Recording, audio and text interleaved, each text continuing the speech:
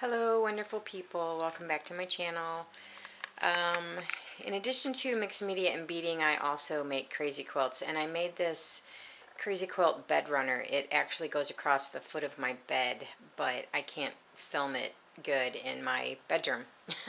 So I put it on the back of the couch, and it's kind of lumpy and bumpy, and so it doesn't lay completely flat because of the couch, but we'll give it a go. So I really like Alphonse Mucha. He's an artist from the 1920s, turn of the century, that kind of thing. So I got 12 of his images printed out onto fabric and decided I would use him, his work as the theme. So this crazy quilt bed runner is full of all kinds of beaded things because I'm very much a beader. So like I made all of these, and I did the silk ribbon. I hand dyed all of this.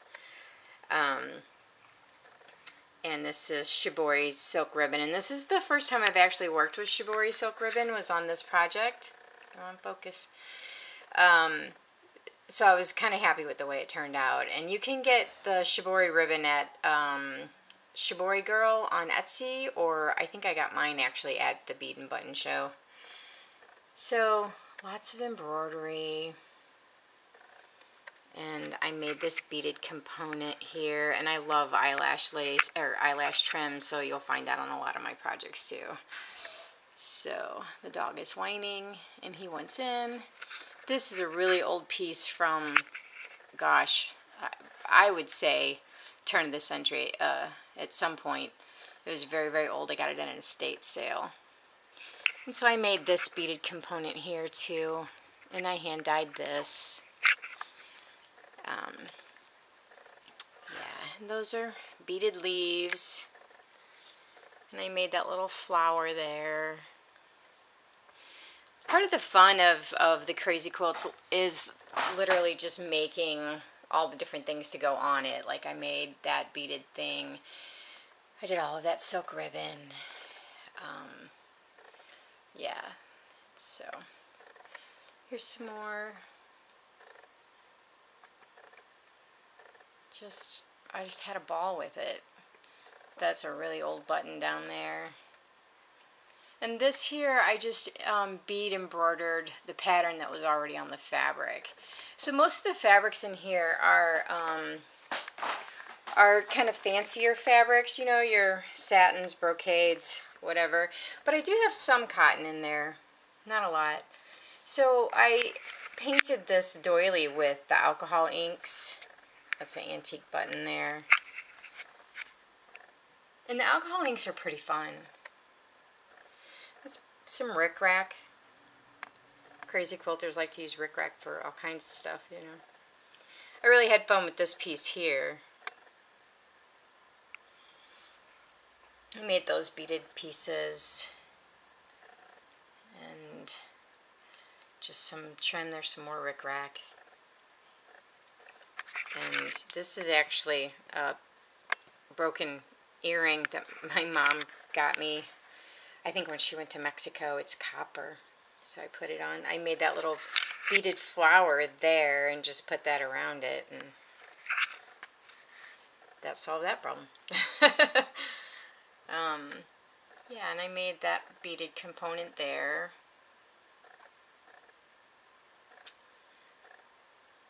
And I think there's some more eyelash trim.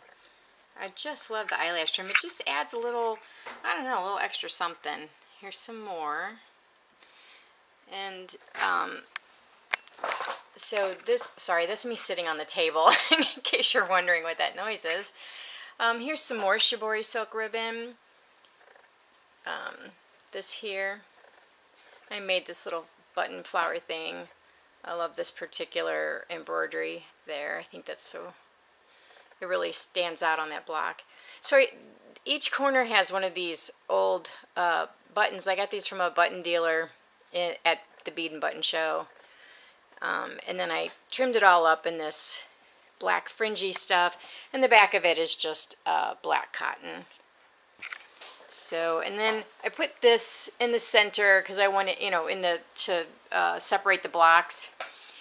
And I really like the effect of it, but if I had it to do over, I'm not sure I would use it because it kind of tightened the blocks a little bit, you know, like they didn't lay as perfect anymore. And right now, of course, none of this is laying perfect because the couch is bumpy. So none of it's laying completely flat, but, oh, I think I missed this block. I did, I missed this block. Oh yeah, the beaded grapes. I get more comments on those beaded grapes than I do just about anything. And this is a piece of trim that my local bead store had. She had found it in an estate sale, and I swear I have bought, I can't tell you how many yards of it every time I go to her store, because it's perfect. It cuts really nicely, so you can just use just the leaves if you want, and it dyes really well. It holds the color. This is Snow White, and I colored it with the alcohol inks, and then just put some beads and some sequins on it. And then this down here, since she's kind of like a cornucopia of just mixed everything, I thought I would do the same thing down here. I just kind of put the whole kitchen sink on down here, and I was really happy with this. I had a little clasp for a necklace, a jewelry clasp, and one side of it was a snake, and I thought, well, that's perfect because it looks like it's in a garden, you know.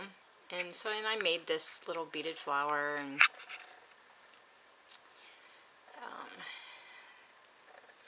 so yeah. And this actually is variegated. This starts with blue and ends up purple. You know, it's hard to tell, but. And this trim I think I got at the Paducah Quilt Show, one of the vendors there. But anyway. So, thanks for stopping in and looking at my crazy quilt bed runner. It was a ton of fun to make. All of this stuff is a ton of fun to make, or I wouldn't make it.